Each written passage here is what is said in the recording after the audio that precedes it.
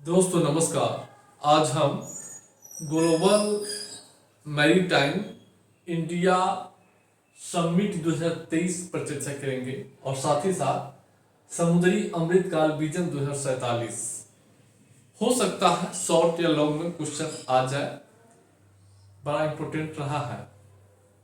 तो दोस्तों उससे पहले यदि 69 बीपीएससी मेंस और एफएओ मेंस की तैयारी एडवांस करना चाहते हैं कि सारा प्रश्न मेरा परीक्षा में पढ़ा हुआ है, टीम जीसीएस आईएएस का 125 पीडीएफ और उसके वीडियो पढ़कर जा सकते हैं। आपका फाइनल होगा, बस 100 प्रश्न रख लीजिए, रिजल्ट हो जाएगा। आइए अब हम चर्चा को आगे बढ़ाते हैं। सबसे पहले ये जानना जरूरी है कि आखिर जो ग्लोबल मैरीटाइम इंडिया समिट क्या है। देखिए, ग्लोबल मैरीटाइम इंडिया समिट जो है भारत का सबसे बड़ा समुद्री कार्यक्रम है, जो क्षेत्रीय सहयोग, समुद्री देशों के बीच सहयोग को बढ़ावा देने के लिए एक बहुत बड़ा मंच उपलब्ध कराता है।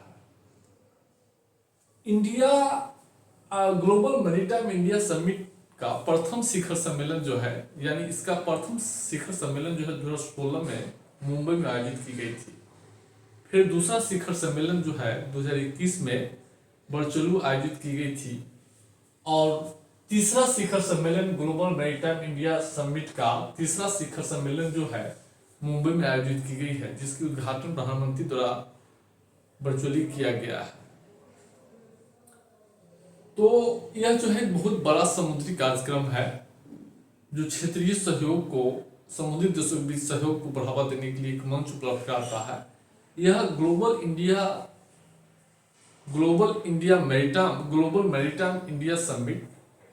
मैरीटाइम इंडिया समिट जो है क्या होता है, एशिया, अफ्रीका, यूरोप के देशों को जो है समुद्री क्षेत्रों के विकास के लिए, ब्लू इकोनॉमी, नीली अर्थव्यवस्था के विकास के लिए सभी साझेदारों को जो है एक जगह जो है लाता है।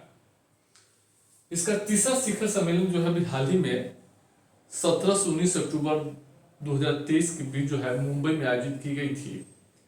इसमें जो है एशिया, अफ्रीका, यूरोप से 10 देशों के जो है मंत्री, उसके अलावा जो है 215 अंतर्राष्ट्रीय राष्ट्रीय वक्ता, 50,000 से जो है अधिक जो है भौतिक आभासी रूप से जो है लोग इस शिखर सम्मेलन में भागीदारी किए थे।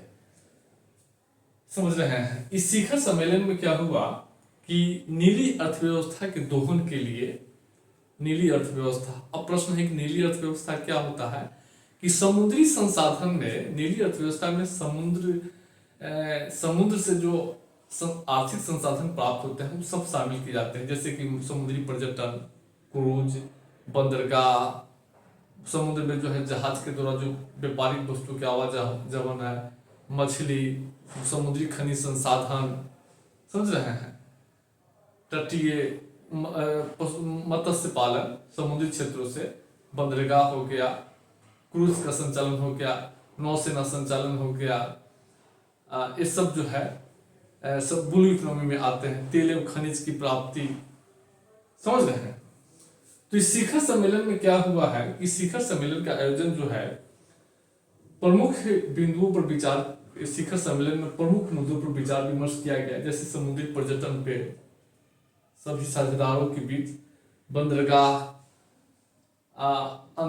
भारत, मध्य पूर्व, यूरोप इकोनॉमिक गलियारा, बिम्बेस्टक, कार्बन डाइऑक्साइड के उत्सर्जन को कम करना, जो बंदरगाह के माध्यम से शिपिंग से जो कार्बन डाइऑक्साइड उत्सर्जन होता है उसको कम करना, तटीय शिपिंग, अंतर्देशीय जल परिवहन, मरम्मत एवं पुनर्चक्रण, इन सब मुद्दों पर इस शिखर सम्मेलन में जो है विचार विमर्श जो है किया गया है।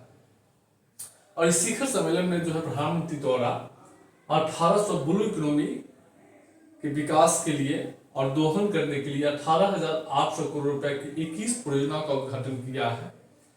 3.24 लाख करोड़ के 34 समझौते पर जो है हस्ताक्षर किया गया।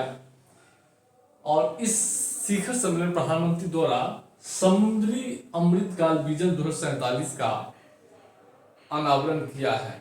अब प्रश्न है कि इस ग्लोबल मैरीटाइम इंडिया समिट का क्या है, महत्व क्या है। देखिए, ग्लोबल मैरीटाइम इंडिया समिट जो है भारत को समुद्री क्षेत्रों में निवेश को आकर्षित करने के लिए एक मंच उपलब्ध कराता है।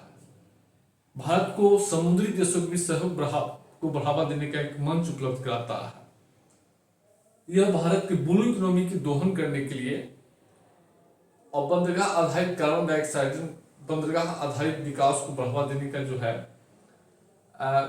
बढ़ावा देने में जो है सहयोग करता है।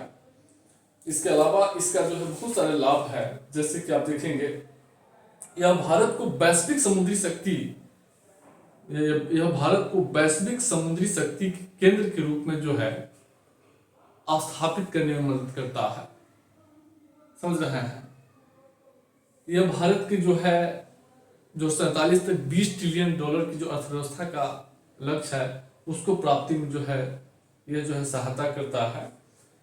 इसके अलावा यह हरित बंदरगाहों और शिपिंग के साथ सतत विकास को बढ़ावा देता है। यह सम्मेलन जो है हरित बंदरगाह और साथ ही साथ शिपिंग से जो ग्रीन हाउस गैस का उत्सर्जन होता है उसको कम करने में भी यह सम्मेलन भारत को सहायता करता है। और इस मंच के माध्यम से भारत हिंद प्रशांत क्षेत्रों में अपनी रणनीतिक स्थिति को भी मजबूत करने की स्थिति में रहता है। भारत इस मंच के माध्यम से समुद्री सुरक्षा सुनिश्चित करने की स्थिति में पाता है। तो बहुत सारे इसके लाभ है, पीडीएफ में लिख दिया गया है, देख लीजिएगा। सम्मेलन पूछता है, इसीलिए सब जानना जरूरी है। अब हम चर्चा करेंगे कि समुद्री अमृतकाल विजन 2047 जिसका अनावरण प्रधानमंत्री द्वारा 17 अक्टूबर 2023 को किया गया था। इस विजन क्या है? देखिए, यह विजन भारत को 2047 तक ब्लू इकोनॉमी की दोहन के लिए, ब्लू इकोनॉमी के विकास के लिए एक रूपरेखा निर्मित करता है 2047 अगले 25 वर्षों का। इसका लक्ष्य है इस विजन का कि 2047 तक बंदरगाह क्षमता को चौगुना करके 10,000 मिलियन टन प्रति वर्ष लाना इसका लक्ष्य है। और इसकी जो विशेषता है, बंदरगाह सुविधा, टिकाऊ कार्य प्रणाली, अंतर्राष्ट्रीय सहयोग को बढ़ावा देना इसमें इस रोडमैप में बात इस पर जोर दी गई है। यानी बंदरगाह सुविधा, टिकाऊ कार्य प्रणाली, अंतर्राष्ट्रीय सहयोग को अगले 25 वर्ष में बढ़ावा देने की बात कही गई है। इस रोड मैप में बंदरगाहों को कार्बन तटस्थ बनाने, घरेलू हाइड्रोजन के उत्पादन व वितरण पर भी जोर दिया गया है। इस रोड मैप में अगले 25 वर्षों में 75 से 80 ट्रिलियन रुपए के निवेश के उपयोग से निम्नलिखित लक्ष्य प्राप्त करने का लक्ष्य रखा गया है। जैसे सभी प्रमुख बंदरगाहों पर कार्बन तटस्थता प्राप्त करना, यानी बंदरगाह से जो ग्रीन हाउस गैस उत्सर्जन होता है ईंधन जलने से, उसमें उसको शून्य करना। क्रूज पर्यटन में उच्चतम रैंक प्राप्त करना। अगले 25 वर्षों में 25 क्रूज टर्मिनलों का विकास करना। जहाज रिसाइकलिंग में अग्रणी देश बनाना। 2 नए बंदरगाहों का विकास, 500 मिलियन टन कार्गो की क्षमता प्राप्त करना। ये इसमें इन्हीं लक्ष्यों को प्राप्त करने के लिए 75 से 80 ट्रिलियन रुपए के निवेश की परिकल्पना की गई है इस विजन में।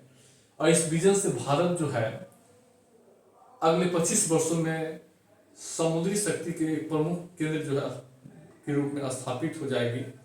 इससे भारतीय अर्थव्यवस्था में ब्लू इकोनॉमी की योगदान बढ़ जाएगा इस विजन से। साथ ही साथ इस विजन के माध्यम से भारत 2047 तक भारत की जो अर्थव्यवस्था $20 ट्रिलियन बनाने की है उसको प्राप्त करने में सहायक होगा। साथ ही साथ कार्बन न्यूट्रल बंदरगाह प्राप्त करने का लक्ष्य रखा गया है। इससे भारत को 2070 तक नेट जीरो का लक्ष्य प्राप्त करने का जो लक्ष्य है, नेट जीरो यानी शून्य उत्सर्जन का जो भारत का लक्ष्य है, उसमें भी यह सहायक होगा। समझ रहे हैं? और इससे क्या होगा, बड़े पैमाने पर अगले 25 वर्षों में समुद्री क्षेत्रों में रोजगार के अवसर पैदा होंगे, लोगों की आय बढ़ेगी और आर्थिक समृद्धि को, लोगों के कल्याण को बढ़ावा मिलेगा। एक चीज और है कि भारत सरकार ब्लू इकोनॉमी को बढ़ावा देने के लिए कौन कौन सा प्रयास किया है, इसको जानना भी बहुत जरूरी है। जैसे कि आप सब जानते हैं कि भारत सरकार ब्लू इकोनॉमी को बढ़ावा देने के लिए क्या क्या प्रयास किया है। जैसे कि सागरमाला प्रोजेक्ट है, सेतु जो है पोर्टल है, आप देख रहे हैं। इसके अलावा अब एक पॉइंट समुद्री अमृतकाल विजन 2047 लिख दीजिएगा। उसके बाद ग्लोबल मैरीटाइम इंडिया समिट लिख दीजिएगा। भारत प्रशांत द्वीपीय सहयोग मंच, भारत प्रशांत नीति, इसको जो है लिख दीजिएगा। बिम्बेस्टेक, ये सब जो है भारत के ब्लू इकोनॉमी को बढ़ावा देने के लिए ये सब पहल किया गया है। तो ये सब याद रखिएगा। अब ब्लू इकोनॉमी से जुड़े हुए हिंद प्रशांत पीडीएफ में बता दिया गया है, उसको देख लीजिएगा। इस तरह के क्वेश्चन पूछे जाएंगे। अब बीपीएससी क्वेश्चन जो है कुछ भी पूछ सकता है, तो बस इसके बारे में थोड़ा सा जानकारी रखना है। इसी चीज को जो है बढ़िया से लिख देना है और जितना लिखना है वो पीडीएफ में दे दिया गया है, उसी से आपका काम चल जाएगा। शॉर्ट में हो सकता है तो क्वेश्चन आ जाए, याद रखिएगा। हम फिर आगे चर्चा करेंगे।